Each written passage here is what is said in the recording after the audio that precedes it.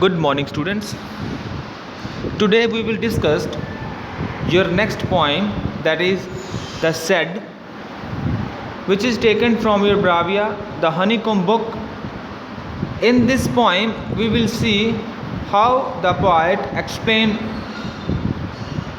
his experience about the shed, and further we will discuss its important question answers, its explanations, as well as its MCQs. So let's get started.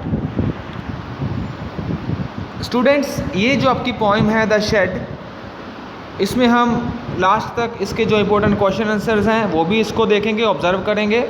इसलिए lesson को and तक देखना है। सारा आपको lesson अच्छी तरह से ये जो पोइम है आपको ईजिली अंडरस्टूड हो जाए, इसका कॉन्सेप्ट क्या है, इसमें पोइट क्या कहना चाह रहा है, वो आपको अच्छी तरह से क्लियर हो जाएगा, जिससे आप अपने एग्ज़ाम में इसको अच्छी तरह से अटैम्प्ट कर सकते हो। सो चलिए स्टार्ट करते हैं। सबसे पहले इसके जो स्टैंजा है उसको हम देखेंगे, क्या बताया वो उस पोइम में।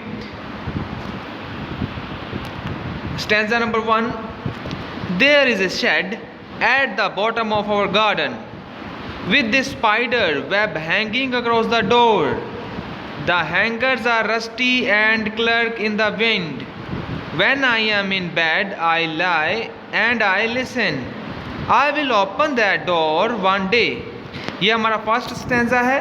और मैं आपको बताऊं कि ये जो पोइम है वो ब्राविया वाली जो है उसको हम छोड़ देंगे और यही आपने नोट्स बना लेने हैं, इसको लिख लेना है। और इस पोइम में से जो इस लेसन में मैं करवा रहा हूँ यही आएगा, इसलिए ब्राविया वाली हम छोड़ देंगे, ये हम करेंगे द शेड। तो जो हमारा फर्स्ट स्टैंजा है, पोइम को करने के लिए उसमें रेफरेंस भी होता है, कॉन्टेक्स्ट भी होता है और एक्सप्लेनेशन भी होती है। ये 3 पार्ट में उसको डिवाइड करते हैं जब किसी भी स्टैंजा को एक्सप्लेन करना हो। तो चलिए देखिए रेफरेंस में क्या लिखा हुआ है। The above lines have been taken from Frank Flynn poem the shed. आपको पोइम का जो राइटर है देखो फ्रैंक फ्लिन, ये इसका नाम याद रखना है और पोइम का नाम याद रखना है। इसमें से आपको MCQ क्वेश्चन आ सकता है। तो क्या लिखा हुआ है, ये जो ऊपर लिखी हुई लाइनें हैं ये किसने लिखी हुई हैं, फ्रैंक फ्लिन ने लिखी हुई हैं। और किस में लिखी हुई हैं, द शेड पोइम में।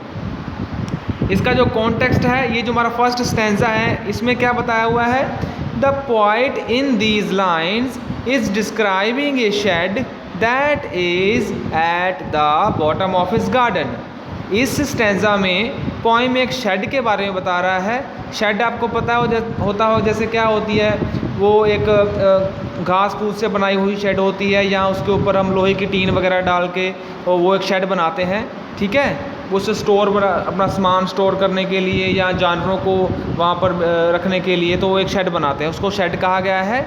तो उस शेड के बारे में बता रहा है पोइट इन लाइनों में। तो कैसे बता रहा है, क्या एक्सप्लेन कर रहा है, देखिए एक्सप्लेनेशन क्या लिखी हुई है। Eight the bottom of the garden, ये जो उसका गार्डन है, पोइट का जो गार्डन है, गार्डन के थोड़ी दूर बॉटम के ऊपर नीचे, थोड़ा सा गार्डन से नीचे, देयर इज़ ए शेड, वहाँ पर एक शेड बनी हुई है। Hardly anybody goes inside the shed, वहाँ पर क्या होता है, कोई भी उसके अंदर नहीं जाता। देयरफॉर द हिंग्स और the door joints have become rusty and make a lot of noise. उसके जो दरवाजे हैं, उसके जो चिटकनियाँ हैं जो उसको बंद करने वाले होते हैं, वो क्या हो गए, जंग खा लिया उसने, बहुत ही रस्टी हो गए हैं, ठीक है। कोई भी नहीं जा रहा, वो धूल मिट्टी से एकदम से उसमें जंग लगा हुआ है। लॉट ऑफ नॉइज़, और वहाँ पर जब उसके दरवाजे खोलते हैं, खिड़कियाँ खोलते हैं, तो बहुत ज़्यादा आवाज़ें आती हैं। जैसे पुराना कोई घर होता है, उसके दरवाजे खिड़कियाँ हम खोलते हैं तो आवाज़ें आती हैं, उस तरह से। When ever the wind makes them move, जब कभी भी हवा चलती है, जब कभी भी हवा चलती है तो उसके जो दरवाजे होते हैं, जो खिड़कियाँ होती हैं, वो क्या करती हैं, बहुत ज़्यादा शोर करती हैं।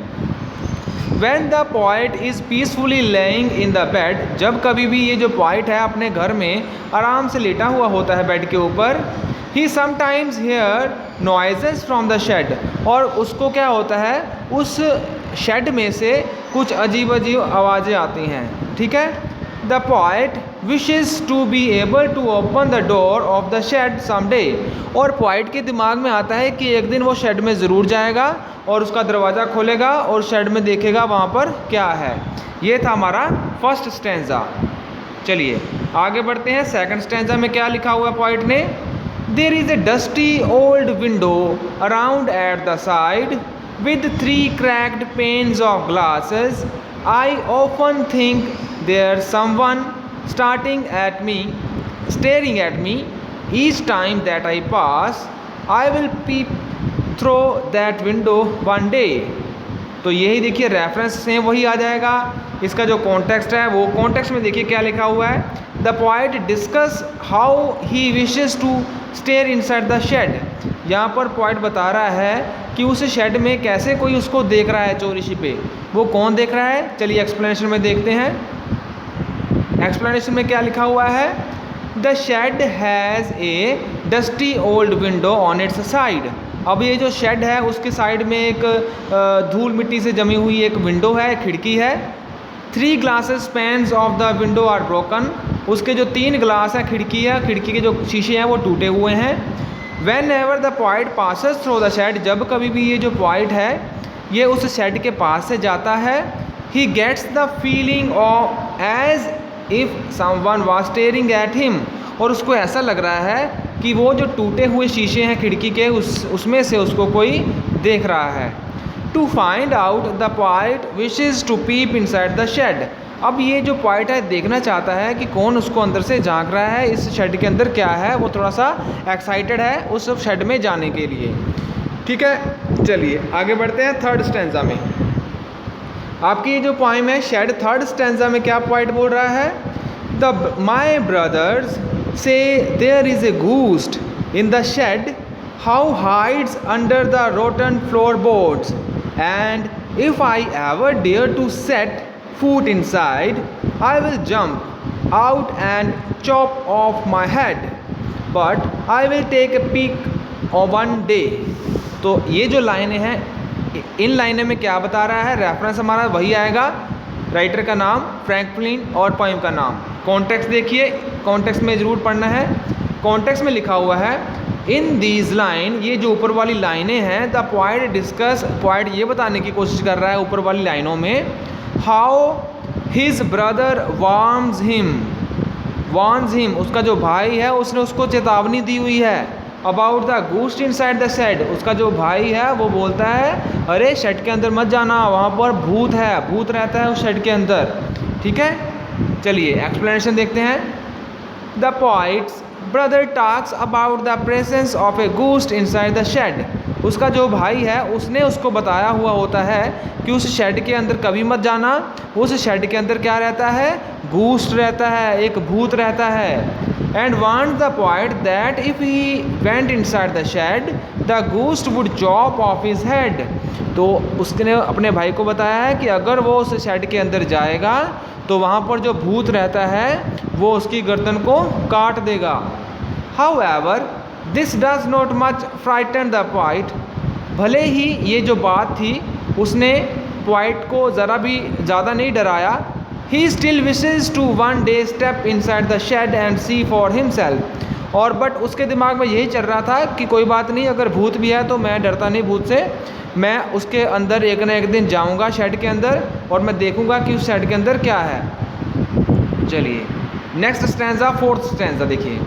आई know that there is not really a ghost, my brother tells lie to keep the shed for his den। There is not anyone staring or making strange noises, and the spider has been gone from his web since I don't know when।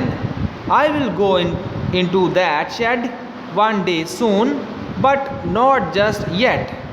तो ये fourth स्टैंजे में क्या बता रहा है? Reference हमारा वही आएगा। कॉन्टेक्स्ट देखिए। The poet in this line seems to have grown enough to understand the truth. अब ये जो लाइनें हैं, लास्ट वाला जो हमारा स्टैंजा है, स्टैंजा 4, इसमें पोइट बताने की कोशिश कर रहा है कि अब वो बड़ा हो गया है और अब उसको पता चल गया है कि झूठ क्या होता है, सच क्या होता है।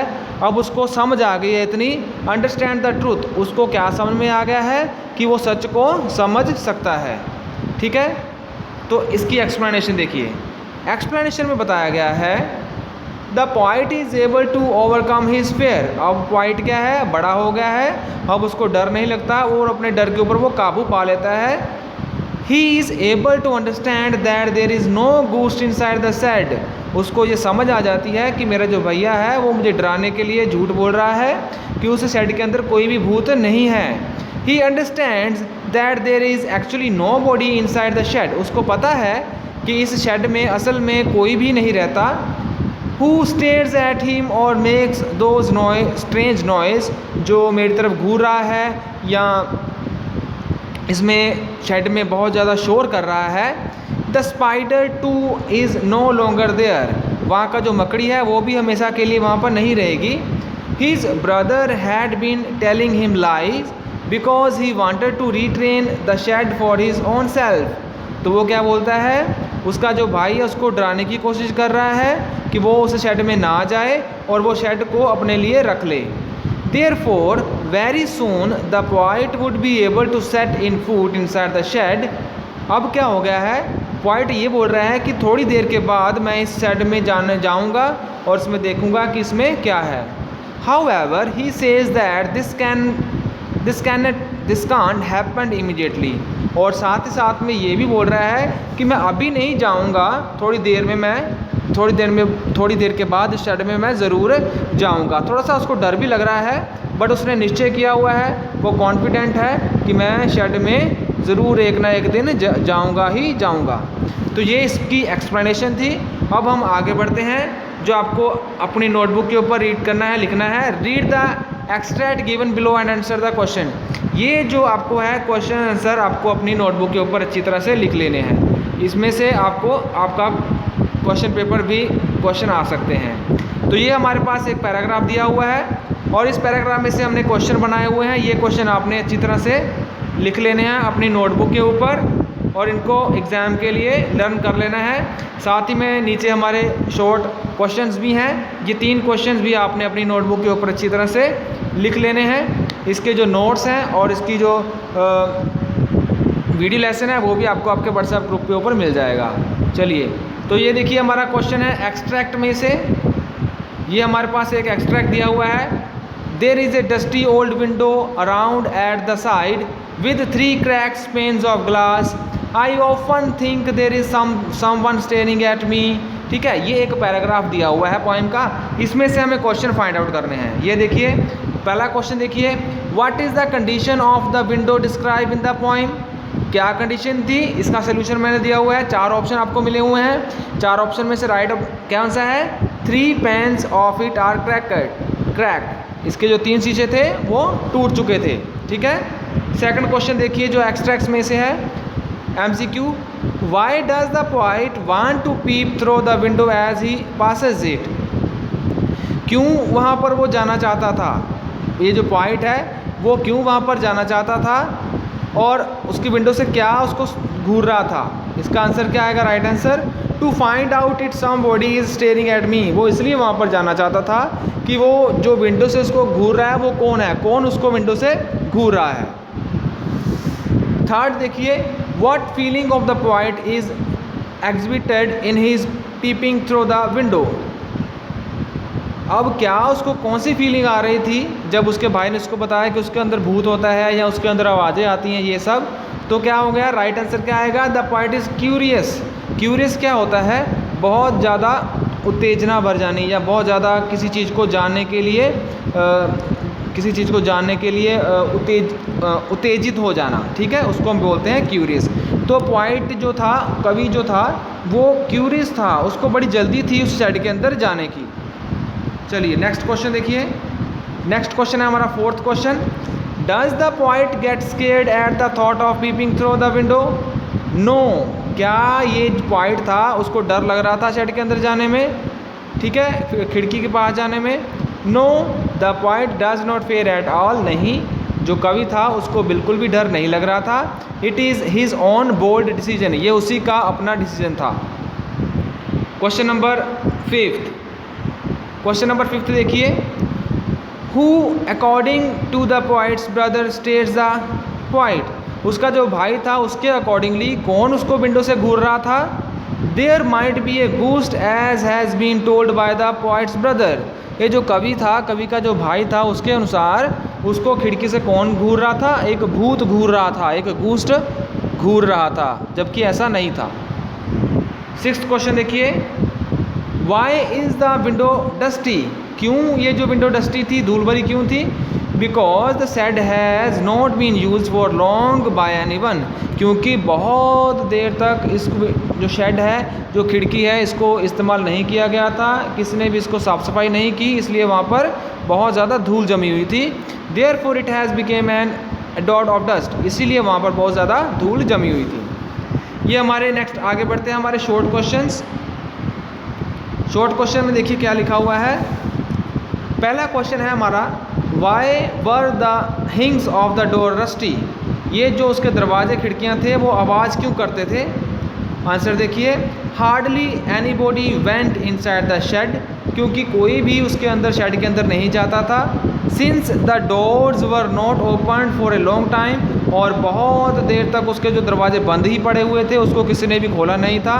इट्स हिंग्स हैड बिकम रस्टी, इसीलिए उसके जो दरवाजे थे वो जंग लग गए थे, जाम हो चुके थे और आवाज़ें करते थे। Question number 2, what does the speaker usually do while laying in the bed, ये जो स्पीकर है, स्पीकर कौन है? स्पीकर एक्चुअली में पोइट ही है। तो वो जब अपने बेड के ऊपर लेटता था तो वो क्या करता था? The speaker generally contemplated the idea of going inside the shed, तो स्पीकर जो है, जो पोइट है, उसके दिमाग में यही आइडिया आता था कि वो जो शेड है उसके अंदर वो एक दिन ज़रूर जाएगा देखने के लिए वहाँ पर क्या है। Now question number 3, what does the broken glass window suggest, ये जो टूटे हुए खिड़की के शीशे थे वो क्या बता रहे थे? The broken glass panes of dusty window suggest lack of maintenance, वो बता रहे थे कि इस जो शेड है, इसकी साफ़ सफाई, इसका जो मेंटेनेंस है वो बहुत देर तक नहीं हुआ। There was hardly anybody who went inside the shed, और बहुत ही कम जो लोग थे उसके अंदर, शेड के अंदर गए थे, कोई भी उस शेड के अंदर डर के मारे नहीं जाता था। So cleaning the shed was a distance possibility, और इसीलिए उस शेड की सफाई करना बहुत ही ज़्यादा ज़रूरी था। ठीक है, यही था आपका 3rd क्वेश्चन। सो यही आपका आज का लेसन है बेटा, और इस लेसन में जो मैंने आपको क्वेश्चन आंसर करवाए हैं और ये जो मैंने ऊपर एक्सट्रैक्ट करवाया है, यही आपने अपने कॉपी के ऊपर लिख लेना है अपने एग्ज़ाम के लिए। सो आई होप आपको ये जो पोइम है अच्छी तरह से इसकी समझ में आ गया है, आपको अंडरस्टैंडिंग हो गई है क्या इस पोइम में पोइट ने बताया है, क्या इसके क्वेश्चन आंसर्स हैं, क्या इसकी एक्सप्लेनेशन है। सो सभी कुछ आपको अच्छी तरह से समझ में आ गया होगा। तो यही था आज का लेसन बेटा। So now we will meet in your next lecture, and till then work hard and stay safe at your home.